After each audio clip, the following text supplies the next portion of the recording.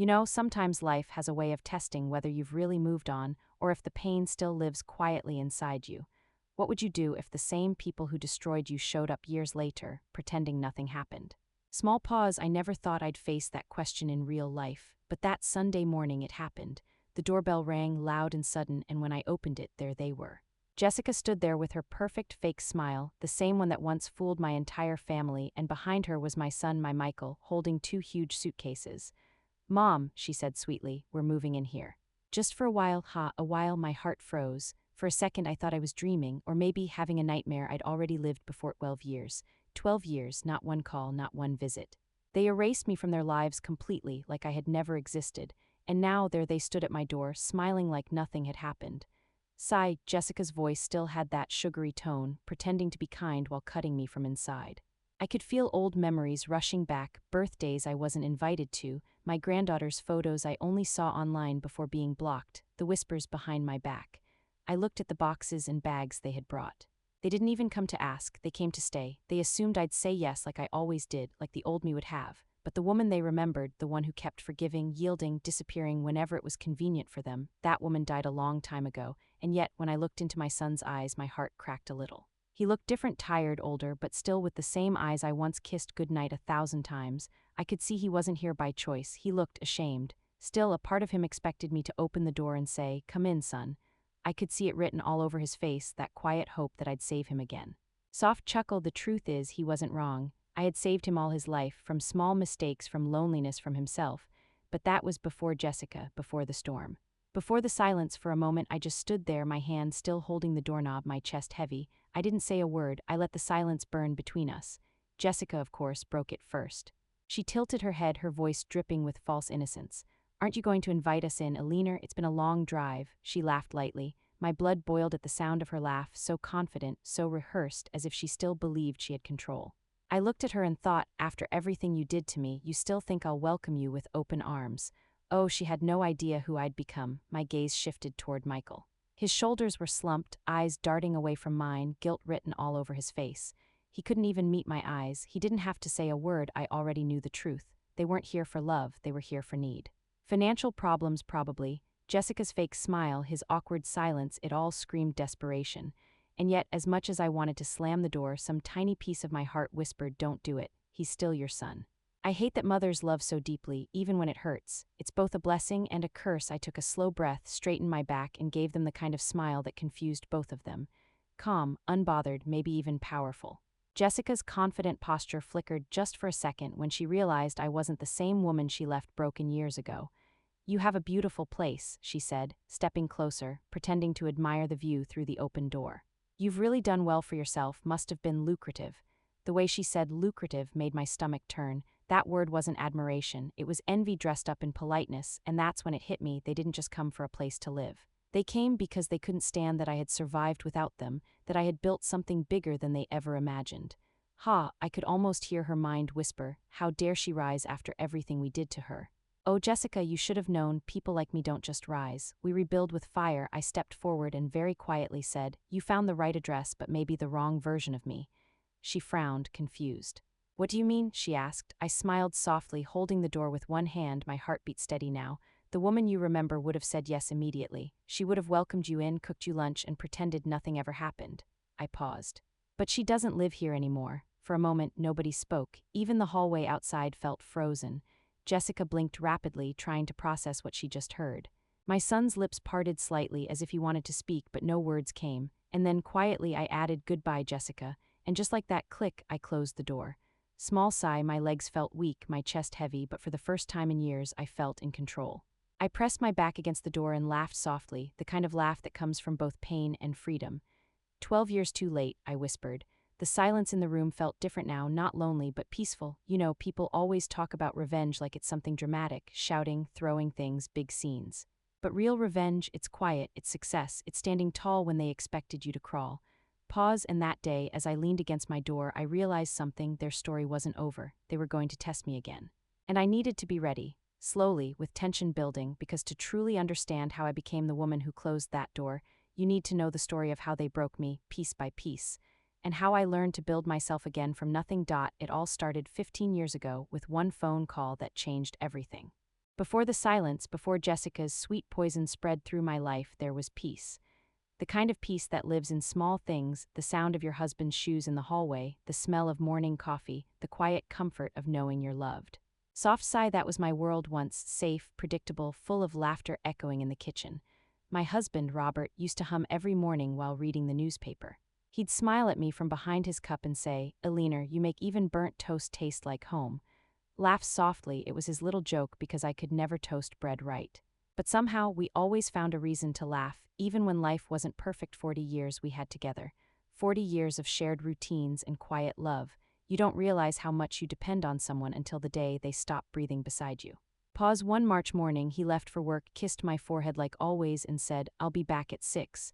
He never came back. A heart attack, they said. He didn't suffer, the doctor told me gently, but I did. Every day after that was a long ache that never really stopped.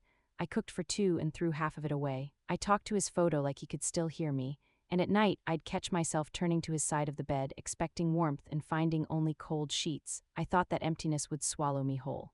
But then my son, my Michael, stepped in like a small light in the darkness.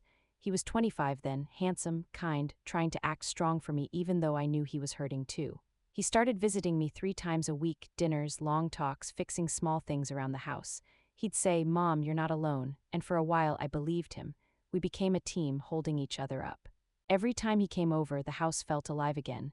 The sound of his laughter, the way he hugged me before leaving, it was like having a piece of Robert back. Smiles faintly, and I remember thinking, thank God for this boy.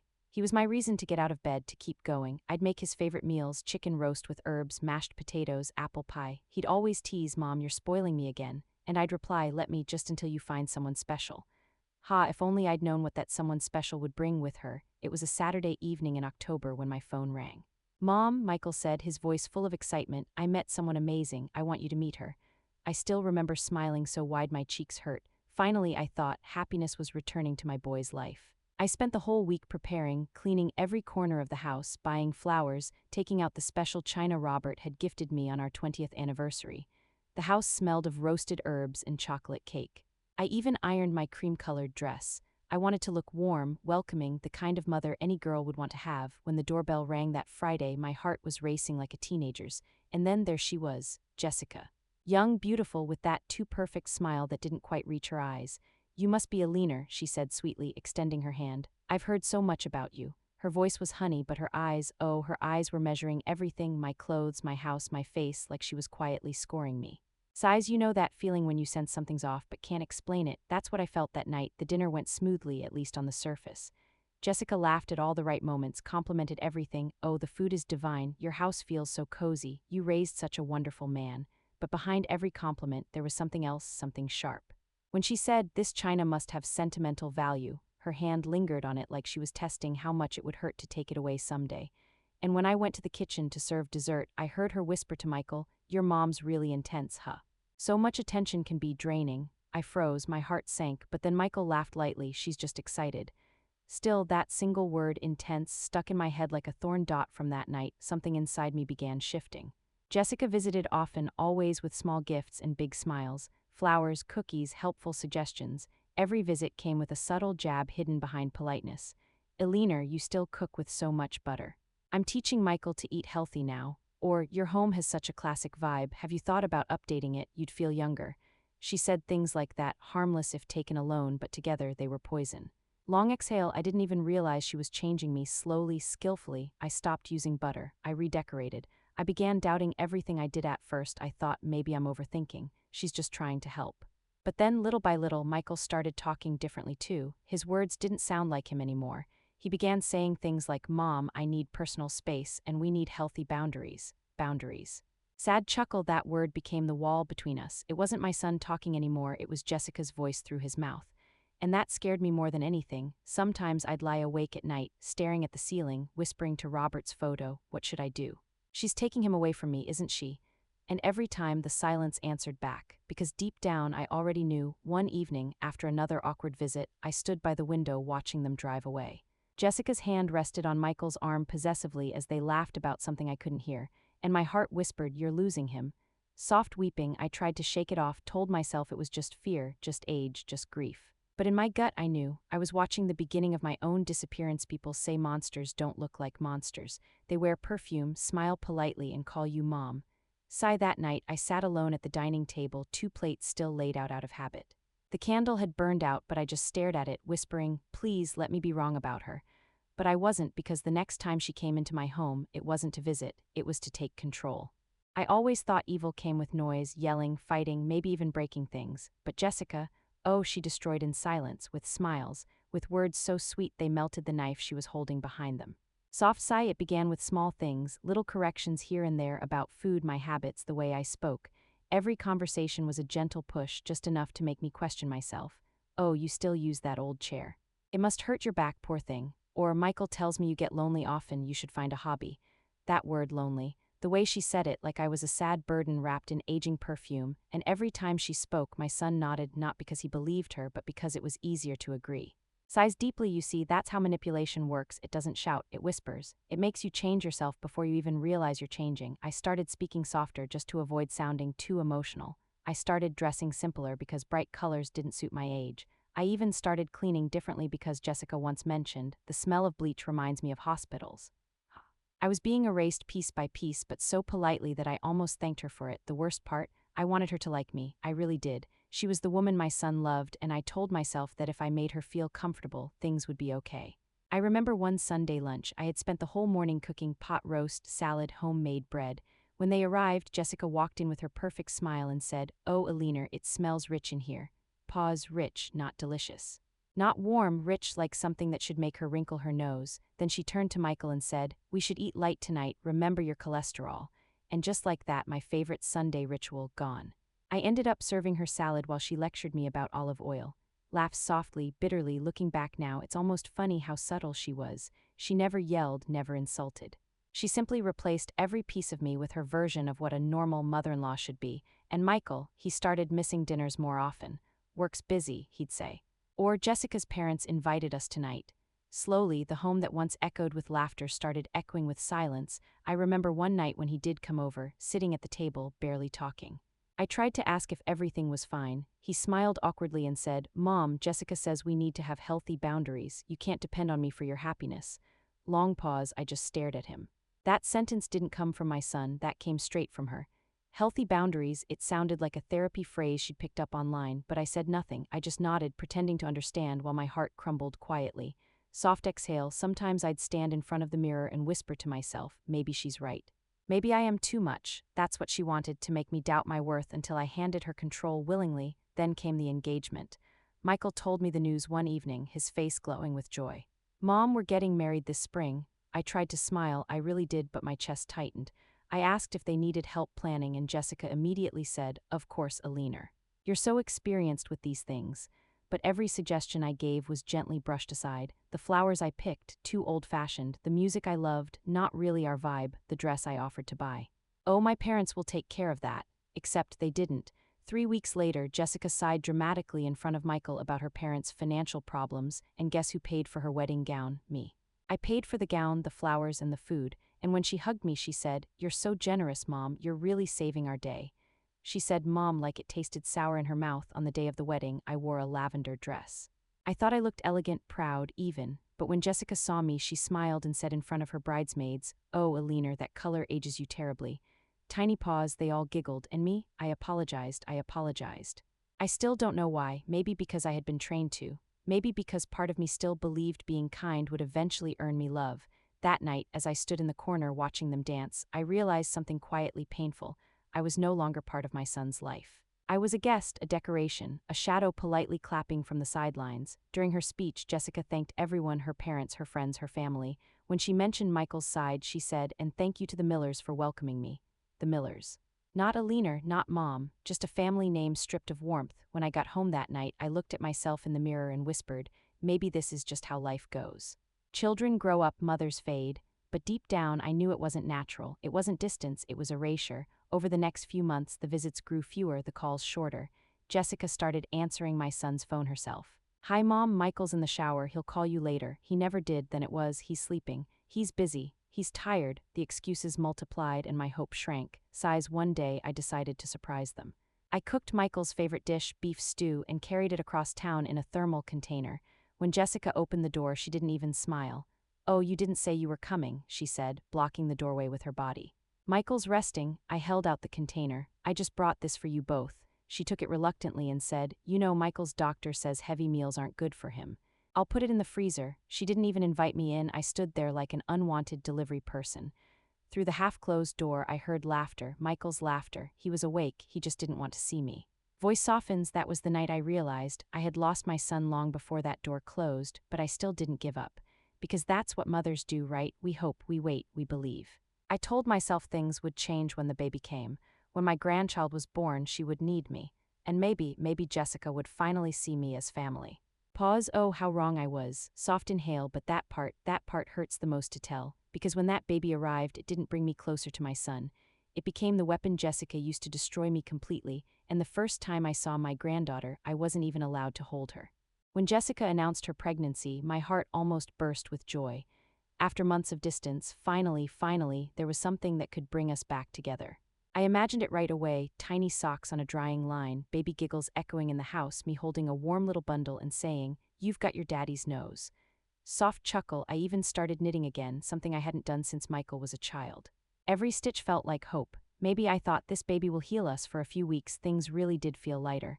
Michael called me again, small updates about Jessica's cravings, their doctor visits, even nursery colors.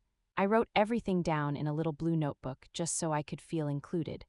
But then Jessica started taking control again, this time in a way that looked perfectly reasonable to everyone else.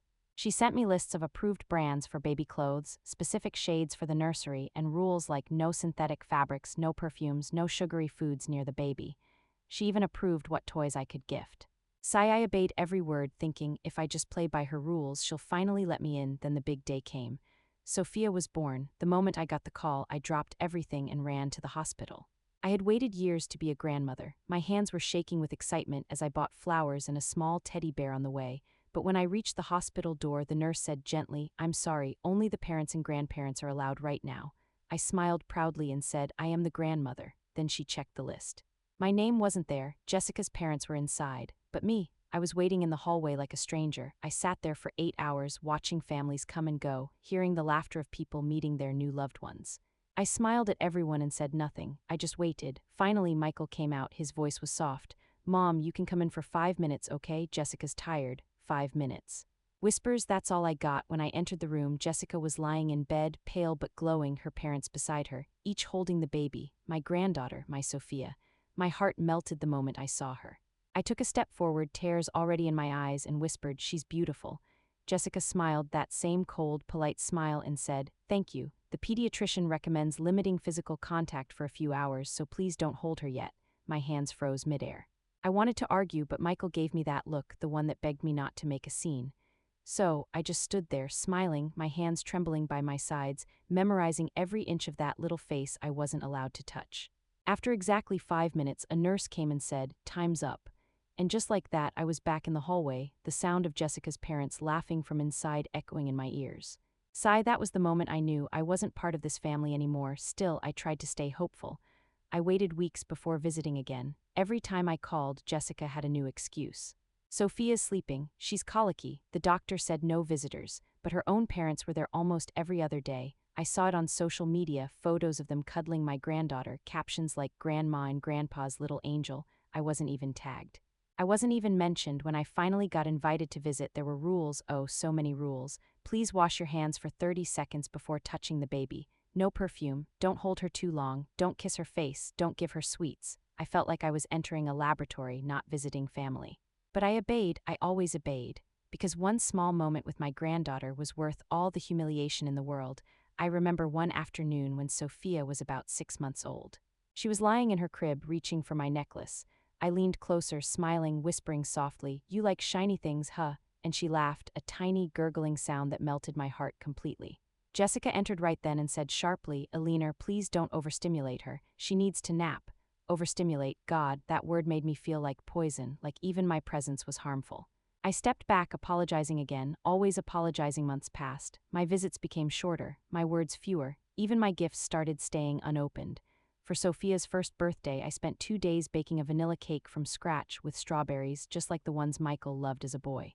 I wrapped it carefully and arrived early, proud and excited, but when Jessica saw it, she frowned. "Oh, I already ordered a sugar-free cake from a professional bakery, but thank you, we'll keep this one in the kitchen." The party went on without me. I wasn't in a single photo, and when I left, my cake was still sitting untouched on the counter.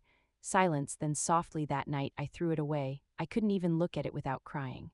Because that cake wasn't just cake, it was love that nobody wanted, but you know what hurt the most? It wasn't Jessica's cruelty, it was Michael's silence. He saw everything. He heard the tone, the coldness, the control, and he said nothing. He stood beside her, watching me fade, and somehow he convinced himself that was balance. Sighs, weeping softly. After that birthday, I stopped calling as much. I told myself maybe they just needed time. Maybe when Sophia grew older, she'd come looking for me. But I didn't know Jessica wasn't just pushing me away, she was rewriting the story entirely. She began telling people I was obsessive, that I'd show up uninvited, that I criticized her parenting. Lies, every word, and soon people started believing her. My own relatives stopped returning my calls. Friends avoided awkward conversations. I went from Alina, the caring mother, to Alina, the problem. And yet, soft sigh, I still loved them, all of them, because no matter how much they hurt me, they were my blood, my son, my granddaughter. My family, I kept hoping that someday Jessica would drop her mask, that someday Michael would open his eyes. But life doesn't work that neatly, does it? Sometimes the people you love the most are the ones holding the knife, smiling as they twist it. I began spending my evenings alone, staring at the phone, wishing it would ring. I'd whisper to myself, tomorrow, maybe tomorrow, but tomorrow never came. Pause, voice softens, and then one evening, the phone did ring. I saw Michael's name glowing on the screen. My heart jumped, thinking maybe things were changing, maybe the storm had finally passed. But what came next destroyed whatever was left of me, because that call wasn't for reconciliation, it was the beginning of my complete erasure. The phone rang one evening just as I was setting the table for dinner. The moment I saw Michael's name flashing on the screen, my heart skipped a beat. I froze mid-step. It had been months since he'd called me on his own. For a few seconds I just stared at the phone, whispering to myself, please, let this be good news. Maybe they wanted to visit, maybe they wanted to bring Sophia, maybe Jessica had finally softened. I answered quickly, my voice trembling with hope. Michael, sweetheart, it's so good to hear you. His tone cut me like glass. Mom, we need to talk. Jessica and I will come by tomorrow. Those words, we need to talk, they hung in the air like a storm cloud. I forced a shaky smile even though he couldn't see it. Of course, dear, I'll make coffee. He just said fine and hung up. That night I couldn't sleep. I cleaned the whole house twice, baked cookies, arranged flowers, set out the good china like preparing for peace talks in my own living room. Soft sigh, I told myself not to overthink it, but deep down a cold feeling crawled up my spine. I just didn't want to believe it yet. The next day they arrived right on time together, as always, united like a wall I could never break through. Jessica held a folder under her arm. Michael barely met my eyes when they entered. I offered them tea, but they didn't even sit comfortably. Jessica opened that folder with the calmness of someone about to deliver a verdict. Alina, she began, her voice smooth and steady, we've noticed a pattern in your behavior that's been very concerning. I blinked. Pattern? I asked, trying to laugh it off, but my hands had already started shaking. Michael cleared his throat. Mom, you've been overstepping boundaries, showing up without warning, making comments about Sophia's diet and how we raise her. Jessica feels constantly judged. For a moment, I couldn't even breathe. It was like the air had been sucked out of the room. That's not true, I said softly. I only came once to bring food and I never. Jessica cut me off. We have specific examples. She opened the folder, flipping through pages as if reading from a script. On March 20th, you came without warning when we weren't home. Our neighbors saw you lingering near the door. I dropped off a gift for Sophia, I whispered. April 5th, Jessica continued. You said Sophia looked thin and that we weren't feeding her properly. That's not what I said, I cried, my voice cracking. I said she looked beautiful. Jessica didn't even look up. May 15th, you criticized the outfit we dressed her in, saying green didn't suit her. I felt my legs weaken. You're twisting my words, I said, trembling now. Michael, you know me, you know I'd never say those things. But Michael's face was blank, like he'd rehearsed this moment.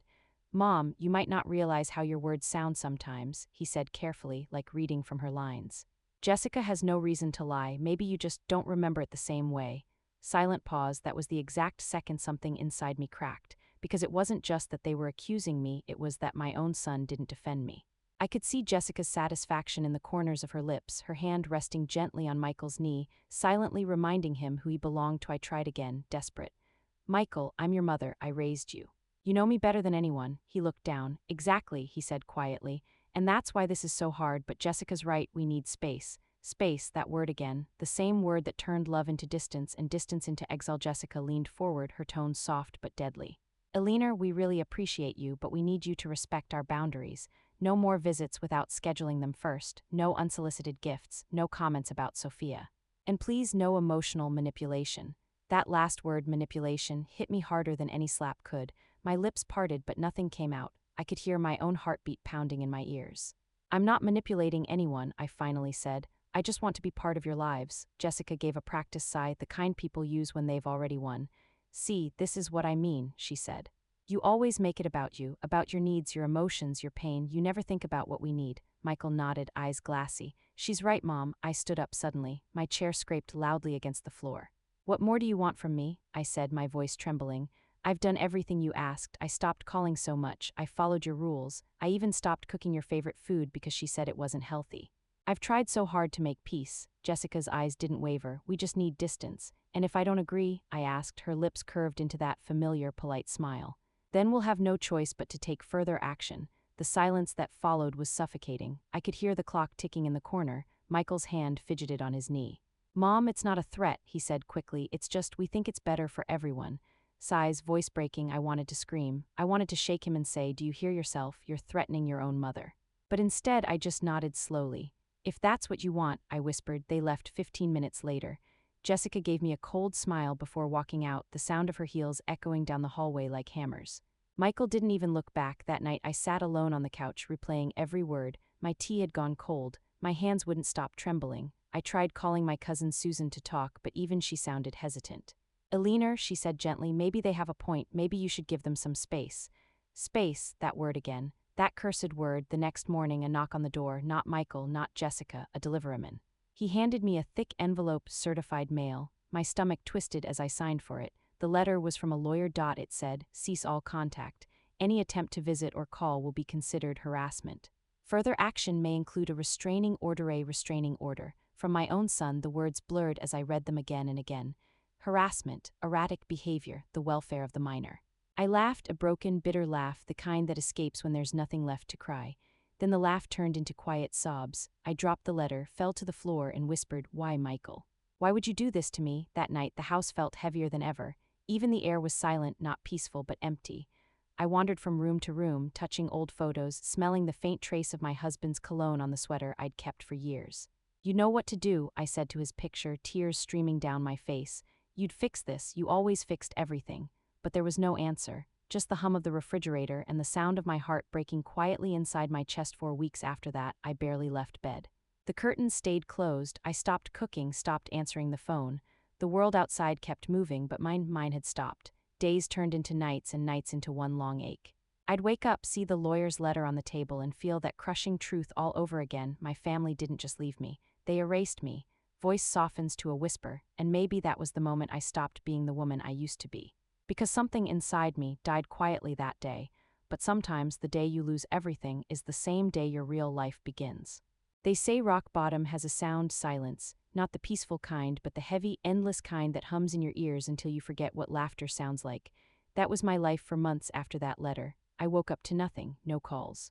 No voices, just the echo of my own breath in a house that used to feel alive.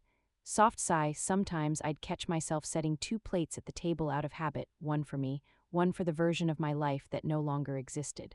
Then I'd sit down, stare at the empty chair, and whisper, you won, Jessica, you really did. My world shrank to 4 walls, I barely ate. The mirror became a stranger, hollow eyes, gray skin, hair thinning from stress. My cousin Susan visited once, and even she looked at me with that sad pity people reserve for the lost. You need help, Elena, she said softly. I nodded, pretending to agree, but I didn't need a doctor. I needed a reason to wake up again. Quietly, and one afternoon, that reason appeared by accident. I was lying on the couch, staring at the ceiling when the TV switched to a cooking show. Some cheerful chef was laughing while decorating a cake, his hands moving with rhythm and care. For the first time in months, something inside me stirred. I sat up slowly, watching the way he piped cream, the way the sponge layers came together like little pieces of art. It reminded me of the woman I used to be, the one who baked cookies for Michael's school fairs, who made pies for the neighbors, who found joy in sweet smells and messy countertops. That version of me had vanished somewhere between grief and guilt. But maybe, just maybe, I could find her again. The next morning, I did something I hadn't done in a year. I went grocery shopping. The cashier even looked surprised to see me. "Long time, Mrs. Miller," she said, smiling. I smiled back, awkwardly clutching my bag of flour, sugar, eggs, and butter like treasure. That night I baked just a simple vanilla cake. Nothing fancy. I forgot how to measure properly. I spilled half the flour, burned my finger, even dropped the spatula once. But when the smell began filling the kitchen, that warm, buttery, golden smell, I felt something I hadn't felt in a long time. Alive. When the cake came out, it wasn't perfect. It cracked at the top, uneven around the edges, but when I took that first bite, I smiled. It was sweet and soft, imperfect, but mine. "You still got it, Alina," I whispered, laughing softly through tears. The next day I baked again. Then again, cookies, brownies, small pies. I gave them to the neighbors, to the mailman, to the lady at the corner store. And then something surprising happened. People came back. "Alina, those cookies were divine. Can I buy a dozen more?" one woman asked. "Could you bake a cake for my daughter's birthday?" another said. I almost laughed. Me, a business. I hadn't even thought about it that way. I was just trying to keep myself from falling apart. But the truth is, sometimes purpose finds you when you've given up looking for it. Soon, word spread. My small kitchen turned into a workshop. I bought new pans, better ingredients. I started charging small amounts, $20 here, $30 there, not for money, but to remind myself I still added value to this world. Every order gave me a reason to get up, to move, to smile. One afternoon, a cafe owner tried my carrot cake and said, "Alina, this tastes like love. How much for two every week?" I almost cried. "You can pay me in compliments," I said, half joking, but he insisted. And just like that, Alina's kitchen was born, quietly, humbly, right in my living room. Soft chuckle. It's funny, isn't it? I had spent years trying to earn love by being small, polite, invisible. But the moment I stopped chasing approval and started doing something for myself, people started noticing me again. Not for what I gave emotionally, but for what I created. Weeks turned into months. Orders kept coming in, coffee shops, neighbors, even strangers who heard through friends. I bought a second-hand oven, upgraded my mixer, and turned my dining table into a packing station. My days were filled again, not with sorrow, but with flour, sugar, and the soft hum of healing. Sometimes I'd laugh for no reason while kneading dough and then suddenly stop, realizing I hadn't laughed in months. Small laugh, it felt strange, but good. One evening, after delivering an order, I came home, sat in my quiet kitchen, and realized I hadn't thought about Michael or Jessica all day. That realization hit me like sunlight breaking through clouds. I whispered, "I did it, Robert, I'm still here." I swear, for a moment I could almost hear his voice saying, "I told you, Ellie, you were always stronger than you thought." That night I stood by the window watching the city lights flicker. I thought about how life works, how pain doesn't really disappear, it just transforms. Sometimes into anger, sometimes into silence, and sometimes, if you let it, into purpose. Sighs softly, smiling, and somewhere between the scent of vanilla and the hum of the oven, I realized I had been reborn. Not the woman begging for love, not the one waiting for the phone to ring, but the woman who found peace in her own company. If someone had told me back then that losing everything would lead me here, I would have laughed. But now I get it. Sometimes the universe breaks you just to see if you'll rebuild differently. And oh, I did. Soft pause, gentle tone, and hey, if you've ever felt like life knocked you down too far to get up, listen to me. You really can. Gentle laugh, and if you love stories like this, ones that remind you that even broken hearts can bake their way back to life, make sure you subscribe, because this story, it's just getting sweeter, because soon, my little kitchen turned into something no one, not even Jessica, could have imagined. I never planned to build an empire, I just wanted to feel useful again. But life, it has its own funny ways of rewarding people who refuse to quit quietly. What started as one little cake for the cafe down the street became 2, then 4, then 10. Soon I was waking up before sunrise, tying my hair back, putting on my old apron, the same one Robert once spilled coffee on, and working till late night. The kitchen that once felt too quiet was now alive again with sound, the mixer's hum, the oven's ding, the laughter of neighbors stopping by to pick up their orders. Soft smile, it felt like music. I remember one morning while pouring batter into tins, I whispered to myself, "You're doing it, Alina." And it wasn't pride, it was disbelief. Because just a year before, I couldn't even get out of bed, and now I was turning flour and sugar into freedom. Every order was a reminder I wasn't forgotten, I wasn't useless, I wasn't broken. The local cafe put my cakes on their display counter with a small tag that said "Home Baked by Alina's Kitchen." The first day, they sold out before noon. The owner called me, laughing, "Alina, you're a sensation." Laughed softly, a sensation at 62. Who would have thought? Soon, other cafes called. A small bakery offered a partnership. Then came the hotels, fancy places I never imagined I'd even walk into. "Your desserts have a signature taste," one chef told me. "They feel alive." I smiled and said, "That's because they're made by someone who finally decided to live again." Sighs softly, money started flowing in, yes, but it wasn't about the money. It was about meaning. For the first time in my life, I wasn't doing something to be loved, I was doing it because I loved it. I'd end my day covered in flour, hair messy, back aching, and still hum to myself while cleaning up. I'd talk to Robert's photo every night. "You see this, love?" I'd whisper, showing him the receipts, the compliments, the photos. "You'd laugh if you saw your Ellie running a business." Sometimes I'd even catch myself giggling, and guess what? I raised my prices today. The name Aliner's Kitchen spread fast. Within 2 years, I had my own shop, a small, cozy space with pastel walls and the smell of vanilla always floating through the air. I hired 2 young girls to help me, both of them single mothers who reminded me of myself when I was scared but determined. I told them this place isn't just a bakery, it's proof that pain can feed people if you mix it right. One day, a journalist came to interview me for a local feature. She asked, "What's your secret ingredient?" I smiled and said, "Loneliness, I just learned to sweeten it." She laughed, but I meant it. Every slice, every cookie carried a story, one of heartbreak, hope, and healing. Soft sigh, there was one moment that changed everything though. A corporate client, a big hotel chain, tasted one of my cakes during an event and wanted a partnership. When their representative said, "We'd like to place regular orders," I almost dropped my spoon. My little kitchen, the same one where I once sat crying on the floor, was now the beating heart of something real, something strong. The next few months were a blur of excitement. I hired more staff, bought better equipment, even designed my own logo, a little gold whisk wrapped in a heart. People started calling me Madame Baker in the neighborhood. Kids would wave when I passed by. For the first time in years, I felt seen, not for being someone's mother or wife, but for being me. Soft laugh, one evening, while locking the shop, I caught my reflection in the window. My hair had silver streaks, my eyes had wrinkles from smiling too much lately, and I loved it. That woman in the reflection wasn't the fragile widow who once begged for her son's love. She was someone entirely new. Someone her younger self would have been proud of. Then came a moment I'll never forget. A business consultant I met at a conference said, "Aliner, your brand has potential to go national. You should think about expansion." Expansion, I chuckled.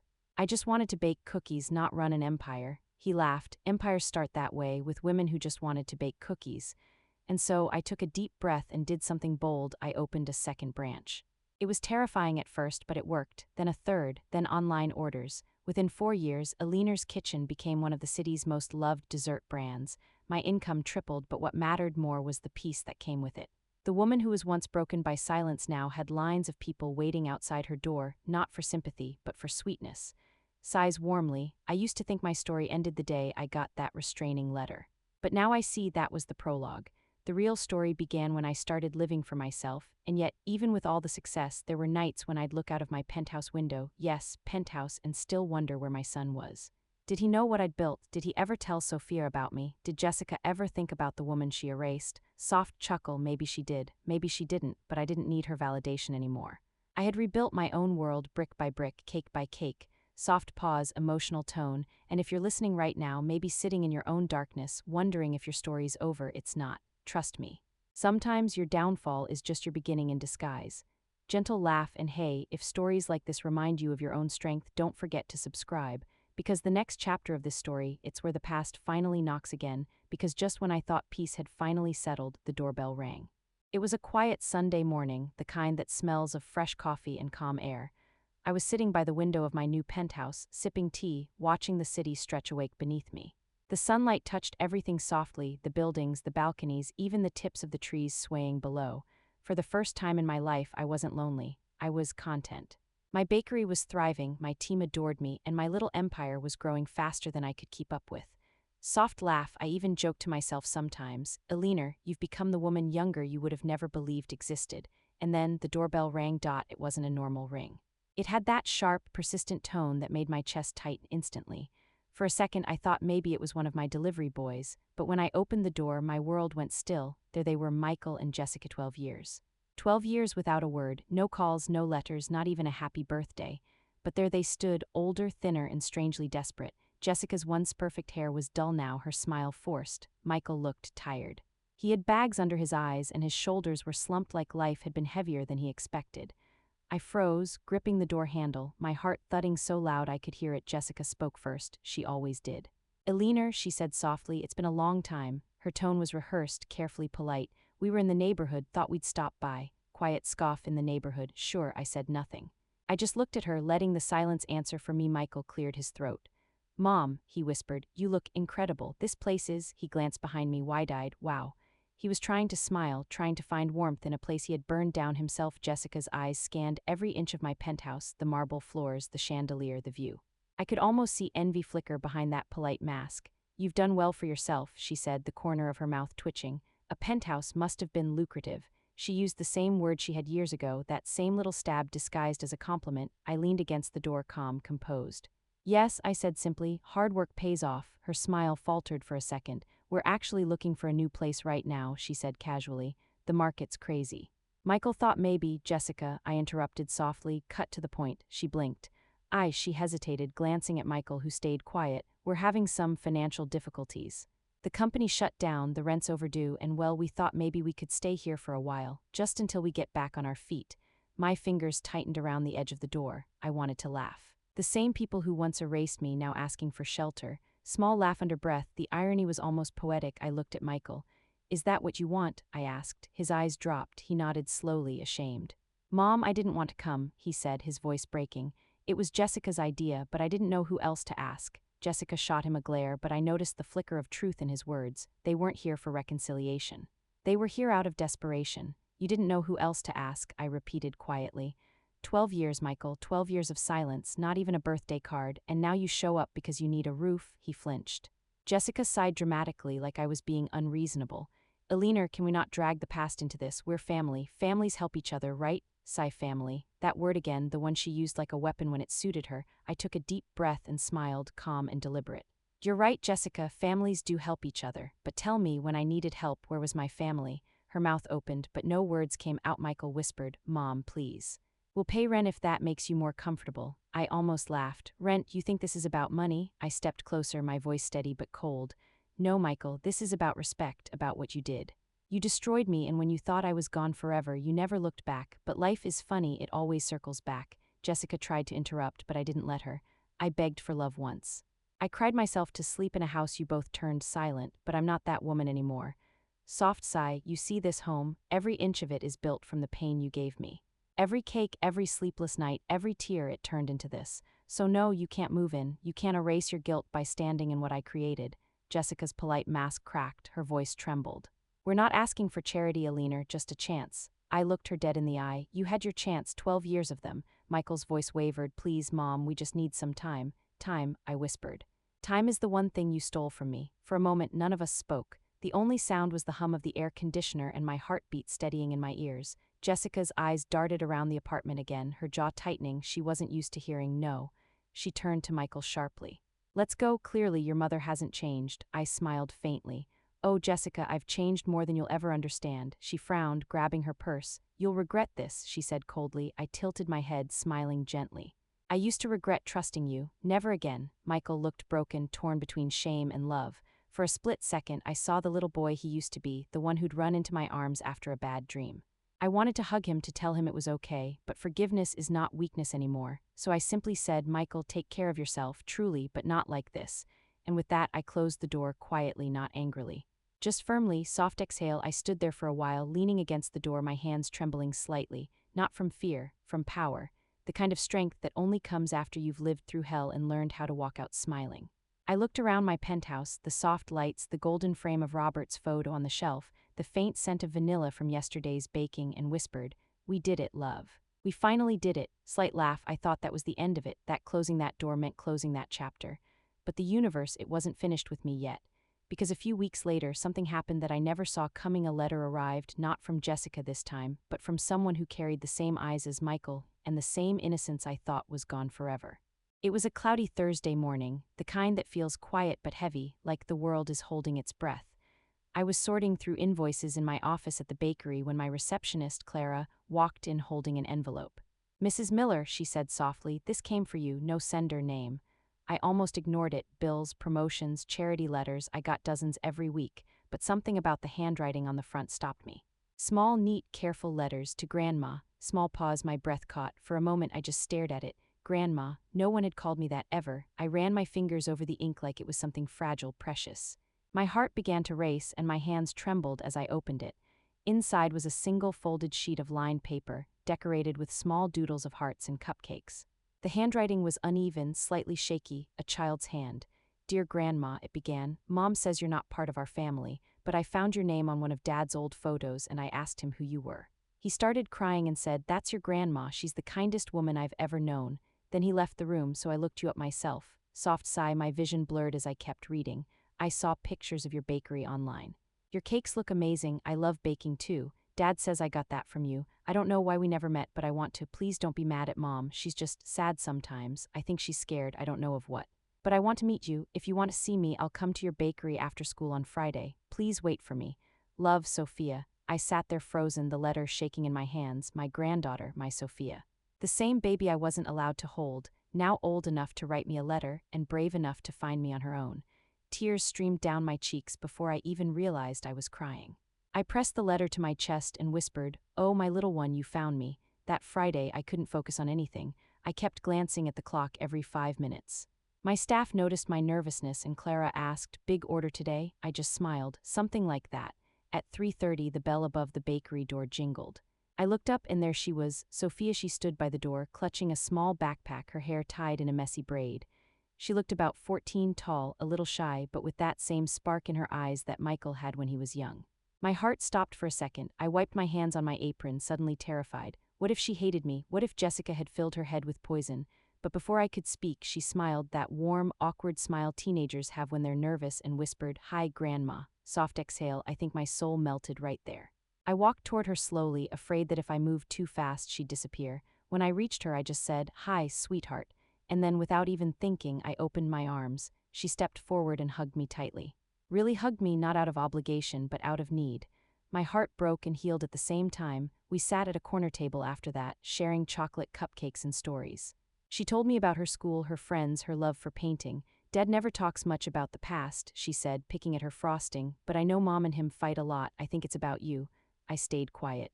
I didn't want to poison her mind. I just said softly, "Sometimes adults forget how to love properly, but it doesn't mean they don't love you." She smiled. "You talk like the people in those old movies Dad watches." I laughed.